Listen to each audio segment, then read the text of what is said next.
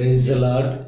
అతి శ్రేష్టమైన యేసుక్రీస్తు నామములో మీ అందరికీ ఉదయకాలపు శుభాలు తెలియజేయుచున్నాను.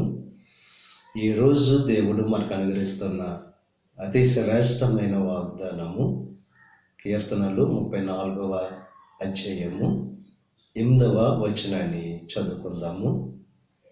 యెహోవా ఉత్తముడని రుచి చూసి తెలుసుకొనుడి, ఆయనను ఆశ్రయించు నరుడు ధన్యుడు. మన దేవుడు ఉత్తముడని చెప్పి రుచి చూసి తెలుసుకోవాలి. ఎవరైతే ఆయన ఉత్తముడని చెప్పి రుచి చూసి తెలుసుకుంటారో ఆయనను ఆశ్రయించేవారుగా ఉంటారు.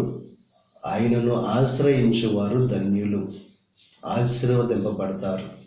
ఆయనను ఆశ్రయించే వారికి ఏ మేలు కూడా కొదువై ఉండదు. ఇక ఉదయకాల సమయంలో శ్రేష్టమైన దేవుడు, ఉత్తమమైన దేవుణ్ణి రుచి చూసి తెలుసుకొని ఆయనను ఆశ్రయించి మీ జీవితాన్ని ఆశీర్వాదభరితమైన జీవితంగా చేసుకోవలసిందిగా ప్రభు పేరట మిమ్మల్ని కోరుచున్నాను. దేవుడు మిమ్మల్ని దీవించి ఆశీర్వదించి వర్ధలింపచేయును గాక.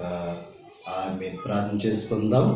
పరిశుద్ధుడా, మహోన్నతుడా, సర్వశక్తిమంతుడైన యేసయ్య, ఈ ఉదయకాల సమయంలో అనుగ్రహించిన అతి శ్రేష్టమైన వాక్యాన్ని బట్టి నీకు స్తుతులు చెల్లిస్తున్నావు. నువ్వు ఉత్తముడని చెప్పి ఎవరైతే రుచి చూసి తెలుసుకొని నిన్ను ఆశ్రయిస్తారో వారి ధన్యులని చెప్పి నీకు వాక్యం ద్వారా స్పష్టంగా తెలియజేసావు కనుక దేవా, నిన్ను ఆశ్రయించి తమ యొక్క జీవితాన్ని ధన్యభరితమైన జీవితంగా చేసుకునే భాగ్యాన్ని కలుగు చేయండి. ఈ ప్రార్థనలో ఏకీవిస్తున్న ప్రతి ఒక్కరిని దీవించి ఆశీర్వదించండి. ఈ రోజు తలపెట్టిన ప్రతి కార్యాన్ని సఫలం చేయండి. వారి రాకపోకల్లో నీకు సహాయం అనుగ్రహించండి.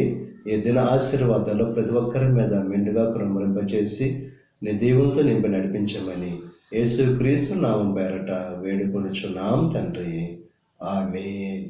తండ్రి, కుమార, పరిశుద్ధాత్మ త్రియేక దేవుని యొక్క కృప సదాకాలమును తోడై ఉండి దేవుని యొక్క దీవెనలు ఆశీర్వాదాలతో నింపి నడిపించును గాక.